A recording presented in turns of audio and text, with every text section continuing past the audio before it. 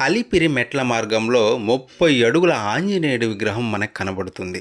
అక్కడ ఆంజనేయుడి విగ్రహాన్ని ప్రతిష్ఠించడానికి కారణం ఏంటంటే, ఒకవైపు మెట్లెక్కి అలిసి సొలసి వస్తున్న భక్తులకి మనోధైర్యం నింపడానికి, మరోవైపు వాహనదారులు క్షేమార్థమై ఎటువంటి ప్రమాదాలు జరగకుండా కాపాడడానికి ఇక్కడ హనుమంతుడు మహా గంభీర రూపంలో చూడగానే ఏదో ఒక తెలియని ధైర్యం, బలం భక్తులకు అనుభవంలోకి రావడానికి అన్నట్టు ఉంటుంది.